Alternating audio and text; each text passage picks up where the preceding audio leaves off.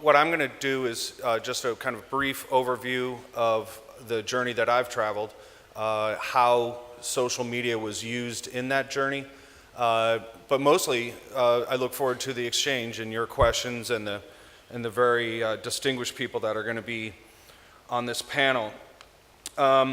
There's really no question that social media is changing our life every day, and I'm going to bring in a couple slides. I call this a new age every day because things are changing so quickly. And then my subtitle is, but history still matters, because I think social media needs to rest on a foundation of relatively traditional outreach techniques, and it's best used when it's enhancing or accentuating a product that has a legitimacy and an honesty unto itself. I don't think that social media can necessarily create something from nothing, and that's probably something that we'll discuss as we move on. When I talk about traditional media, looking at it through the American political lens, I'm talking about events, free media, which is driven by press conferences and what used to be called publicity stunts, paid media like television ads, and person-to-person contact, which I think no matter how much American politics changes, or marketing really, nothing will take the place of one person talking to another. But all of these come together and accentuate one another, because you really need, in a large campaign, whether it's rolling out a brand or trying to elect someone president, we're in an age when all of these tools need to be brought to bear, and you need all of these hands on deck. So that's why I say that history still matters. When I talk about social media changing so quickly, and there were some references to this on the earlier panel that I found really interesting. In fact, the keynoter called it fragmentation, and that to me is a very interesting word. But 150 billion text messages per year, 300 billion emails per day, means about 3 million per minute. 90 trillion emails are sent every year. And one of the first challenges that you encounter when you're trying to get through to people, or when you're a public relations professional, is trying to penetrate this tornado of activity. And if you don't know who you are and what you want to communicate and where you want to go and where you want to bring people, which is where a public relations professional comes in, you're going to end up wasting a lot of time and energy just becoming part of this relatively undefined mix. In my mind, social media splits into two utilizations: the non-marketed mode, which horizontally connects people that are like-minded, who are already interested or predisposed to liking a product or a cause. And the second is more introductory, where you're introducing someone to a new commodity, a new concept, a new cause, or a candidate. On the first, as we've seen over this last year, social media is indispensable in connecting like-minded people. The simple way to think of it is connecting millions of people that will probably never meet, but they meet virtually because they are somewhat like-minded. Combining individual voices into consumer movements. The three examples I have right here are American-centric, but the footprint of them and the effectiveness and the rapidity with which it took place. These three examples I'm going to give you are all just in the last 2 weeks. Rush Limbaugh is the #1 radio voice in America. He's just signed a $500 million contract and is listened to by 25 to 30 million people a day. He made 2 disparaging remarks about a young woman who testified in front of Congress, and in 10 days, based on the social media response, he's lost 27 advertisers, which is a huge impact on his brand and in his pocketbook. The Susan G. Komen Foundation is a very well-respected foundation on women's health issues, and in a very undisciplined way wandered into some contraception issues, and the backlash of social media was immediate. And within 5 days, this well-known national brand of women's health had to literally turn about face and change a decision that they had just recently announced. And more globally, the Joseph Kony video about Uganda in 1 week was viewed by 54 million people, and I'm going to assume that's actually up to about 60 million people now. When you start to talk these numbers, I think it's clear that the power and the reach, the embrace of technology like this is relatively undeniable. And each of these were fueled by people linking out with each other on Facebook and Twitter and YouTube, emailing along links to various news sites and things like that. And all of these examples are literally just from the last 2 weeks in American media, and combined, they probably represent somewhere between 150 and 200 million people being engaged in this in one way or another. The other utilization is starting from scratch, which is more about introducing a product. And as marketing and communication professionals, we know that any aggressive product or cause can't not engage in social media in this day and age. If you don't take up some real estate in a coordinated fashion in social media, one of your competitors will, and you will be on the outside looking in as they move ahead and you wonder what happened. The fundamental kind of dynamic in all this is that the marketer will share information because it wants a relationship, and the consumer will accept a relationship because it's in pursuit of information. And in most equations nowadays, it's social media that is the conduit for that. I traveled a 5-year journey with now President Obama, reaching all the way back to when he announced that he was going to run for president in 2007. I traveled 30 states with him in the course of the campaign, and as mentioned, now just completed my third year of work in the administration.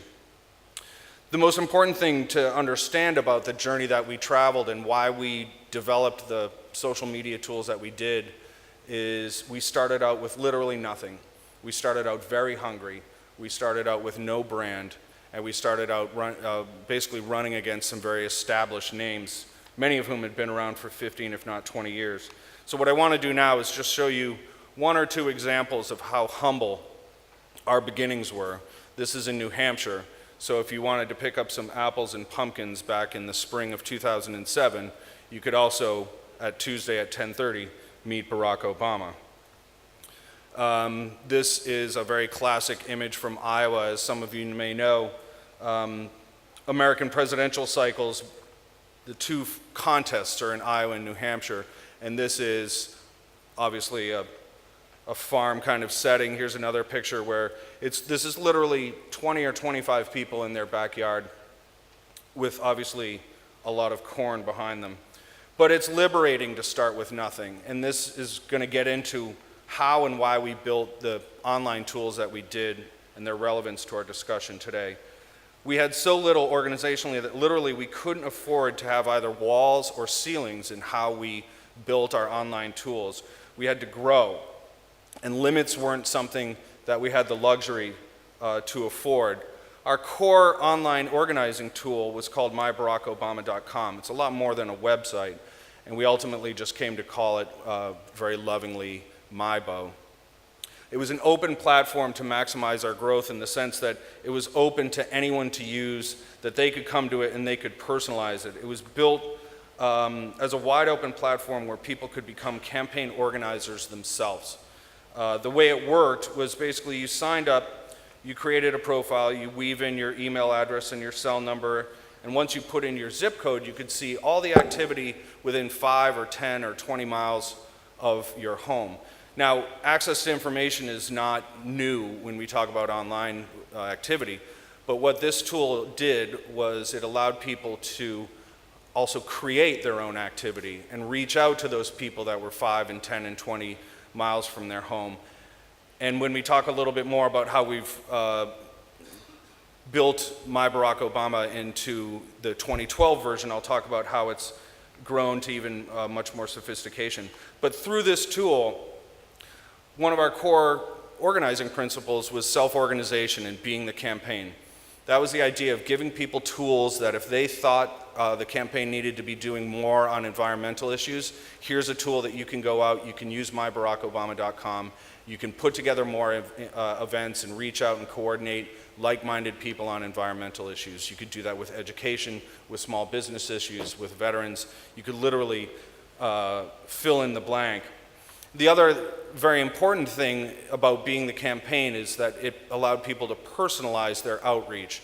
It's much different when your neighbor or one of your relatives reaches out to you and talks about something that's important to them or that they're enthusiastic about, rather than a relatively nameless, faceless voice that calls you from somewhere far away and reads you a relatively robotic script. And the last thing is that by building these open platform tools, by allowing people to embrace them and personalize them, we really took the mantra of be the campaign and made it a very real and living and breathing organizational principle. A lot of organizations have mission statements and things like that. I find very few actually truly conduct themselves in ways that mirror those and give real meaning to their mission statements. Another thing is, we were tired of the old assumptions, and that has to do with why we built such wide open tools. We wanted to throw out the old map. We wanted to shake off a lot of the assumptions that people come into a presidential cycle with. We were going to go out and identify new voters and embrace them with these online tools. We were going to reach out to disaffected people that might not have been engaged in the last 5 or 10 years and basically kind of start from scratch because we were so hungry. We were starting with nothing, so we were going to compete everywhere and reach out to everyone. We could not afford to leave anyone out, and that's also very important. We tried to reach across the aisle. We tried to recreate the idea that people and neighbors could reach out to one another irrespective of large issues and recreate what I would call kind of civic bonds. And try to bring them into the Obama fold. And all of this got back to giving people these tools that they would need to self-organize and create change. There's something that I call the sweet spot, and I think this is where social media meshes with traditional public relations in a way. But we had, this was one of my ideas, but we had a rally with 5,000 people. And on the way in, we had broken down voter lists for that particular state, and we gave each individual person as they came in 5 names of people in that state and their phone numbers. And then 10 minutes before Senator Obama went on stage, we asked the entire crowd of 5,000 people to call those 5 people, and we also asked them to text 5 of their friends that were voters in that state. So in 10 minutes, we had 5,000 people reach 25,000 new people and solidify a relationship with 25,000 other people, meaning 50,000 people were reached in 10 minutes, all in a personalized way. And that, I think, is a good example of old media combined with new. Doctor, you'll be kind enough to let me know when I'm encroaching on the panel's time. Another thing to think of is 50,000 people in 10 minutes. That's basically a nanosecond in historical terms, but 50,000 people being reached out to. I think that's a great example of cell phones and texts being used to bring together what we're going to talk about now. Social media and the low dollar donors. This was something that I was really proud of and had a lot to do with building. Our low dollar donors were a critical source of revenue through the long primary and very expensive general election. We were banking on the idea that if we got people to give $10 and $20 and $30 a month, that they would stay involved and that they themselves would become invested in the campaign. And I not only invested financially, but invested philosophically and by also using their time to support Senator Obama. It allowed us to create a seamless connection between our low dollar donors and our volunteer force. Really, for the first time in American politics, you had the same people that would show up and go door to door and make phone calls, also donating $10 and $20 a month. And these were this became hundreds of thousands of people. It also allowed us to tap that network through emails and Facebook and other social media for very, very low cost. Most political campaigns, when you go around and raise money, requires renting of a ballroom like this, requires 2 and 3 hours of the candidate's time. You need to go through long, drawn-out direct mail campaigns to fill the room. This was the click of a mouse on a list of 50,000 people, and if you got a 10% return and each of them gave $20, we're talking hundreds of thousands of dollars without using a second of the principal's time, and in a lot of ways, really the staff's time. The low dollar network also allowed people to continue to personalize the campaign, and people could use their MyBo accounts to organize their neighbors and also do low dollar fundraisers themselves. It was very, very charming and interesting that people would do a barbecue for $20 a head, and they would get 30 of their neighbors to come, and that's $600. All these little local kind of neighborhood examples of how people could become involved. Another thing is we got into the general election. I share this photo mainly because clearly we've gotten past the barns and the fields of corn. But I also want to talk about this briefly because traditionally in this kind of effort, the organizational energy was based on the preparation and the building of this. I always looked at these events as halfway through the effort. So for 5 days leading up to this effort, we're texting people, we're emailing people, we're engaging people. People are coordinating carpools on their MyBarackObama.com account. But what we did was to go a step further and to ring an event like this. This is about 100,000 people in St. Louis. And so we looked at this as really the middle part of a whole effort. We would ring this event with 300 or 400 volunteers with clipboards and make sure that we got as much data from this group of people as possible when they left. Our job was to get contact information from every single person there, 100,000 people, that we could follow up with. Another thing, just to talk about the traditional media component of this for a quick second, is since this is St. Louis, Missouri, there was about 35 camera crews there from neighboring states. When you factor in the 100,000 people that are there, 35 camera crews at maybe 150,000 to 200,000 viewers. This event, once you follow up and get people activated on MyBarackObama.com and the cameras that were there and the media markets in the surrounding states, this event can very easily touch 3 to 5 million people in the next 72 hours after it happens. So I just want to share that. Plus, it was just a lot of fun to work on things like this. The general election, and I think this is another way to come at our social media conversation, provided a very interesting contrast between individuals. As some of you probably remember, we ran against Senator John McCain, a very honorable senator from the state of Arizona. But he was very comfortable saying that he didn't use email, was not tuned into any of the things that we've been talking about here. And then here you have Senator Obama, who's completely comfortable walking around with a BlackBerry on his hip, having a much different relationship with technology, a much different relationship with information, a much different relationship with the world. So it provided us a very clear kind of generational contrast, which social media just helped accentuate and really energize. There's a couple things I want to just talk about before we roll into the panel. Peer-to-peer persuasion was very important. I got to go home after traveling those 30 states, and I was the state director of Massachusetts, which basically meant I focused a lot of energy on other states because it was pretty clear Massachusetts, the home of the Kennedys and everything else, was going to be in the senator's column.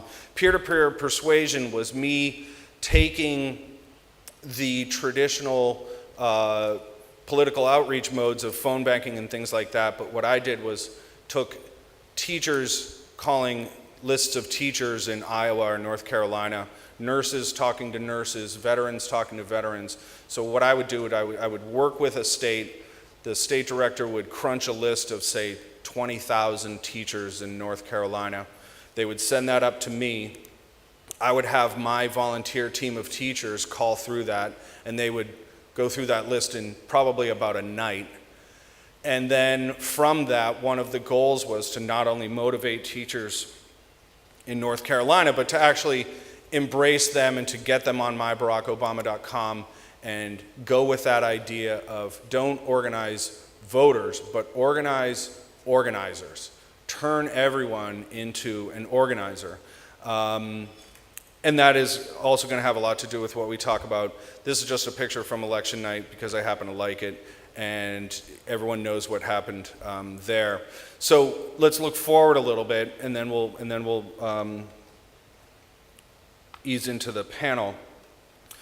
Some of the challenges for the re-election campaign, obviously I've talked quite a bit about MyBarackObama.com. It's now going to be updated. It's about to be launched into a full dashboard, which will allow people everything from a rapid response tool to a greatly enhanced capacity to reach out to people all over the country and organize their neighbors. It will continue to build on the idea of every supporter becomes an organizer, that idea of taking someone and not looking at them as an individual, but looking at them as someone who can coordinate other people and hopefully coordinate those other people into organizers themselves. Cross-pollinate skills and specialties. You're probably wondering what that means, and it's actually very simple. One of the most interesting things that the Obama campaign is doing right now is they have gone and they have hired staff that was in charge of neighborhood organizing, literally going door to door in 2008, and they are now part of our social media team. So every idea and every tool that's debated and worked on and developed is going to have the eyes and ears of people who went door to door in 2008 right there next to them. Imagine if your field sales staff could sit down with your IT people and tell them exactly what works when they go to see their clients, what tools are helpful, what tools are cumbersome, what really helps. And I think this is a great example of a kind of agile organization that's willing to listen to itself. And all of these, the online tools and having field people from 08 be part of our online team for 2012 is the idea of a seamless connection between our finance team and our message team, our field team, and our politics team. To just give you a sense of when we talk about data and data collection, this is where we're currently at. 14 million email addresses, 12 million Twitter followers, 25 million Facebook friends. I apologize, I don't have Google Plus numbers for you, but next time. And 325,000 mentions a day. And contrast this with some of the people who are running against us. I won't run through it, but as you can see, Mitt Romney, who ran for president in 2008, lagging far behind. I think this reflects not only a comfort level on some people's part, but the comfort level directly relates to how much they actually prioritize this. And to amplify some of the themes from the panel this morning, how much do they really want to listen and hear from people, and how much are they actually in a more 20th century mode of marketing where they're just kind of speaking to people? I leave that for people to ponder. Narwhal, there's been plenty of articles about this, but I'll just cover it briefly. Narwhal is the name of the program that the Obama campaign has for basically intense data collection on our supporters and our donors and our volunteers, and trying to weave that into a single online identity.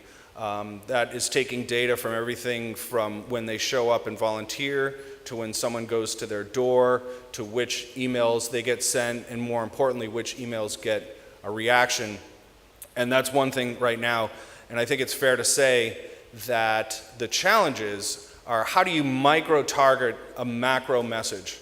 And by that I mean, how do you personalize the outreach this fall that ultimately is going to go out to more than 100 million people? Create applications that learn patterns of behavior. How do you personalize those outreach efforts so that they reflect the issues and the kind of demographic that any one individual is coming from, with the idea of maximum resonance as you reach out to them. And then last, be as agile and as nimble as we were at the beginning. I think it's very important, and I'm really proud that the organization has never forgotten how hungry we were at the beginning and how far we had to travel for people to even take us seriously, let alone win. The three most prominent words when Senator Obama started were unlikely, improbable, and long shot. And I think as any endeavor grows, it's very important and humbling to remember where you've come from and how hard it was to get where you are. And so in conclusion, the 2012 re-election will be the largest social media exercise ever conducted. It will be hundreds of millions of touches spread out over the next 7 or 8 months. As I mentioned, how can we succeed delivering a macro message that has to be micro-delivered to up to 100 million people? And I think it's beyond question, in my mind, looking at it through the eyes that I've developed over this 5-year journey, that social media is absolutely key to making the campaign personal and empowering people to be the campaign, which has been one of our organizing principles since the very beginning. I thank you very much. I hope you have found this even just a tiny bit interesting.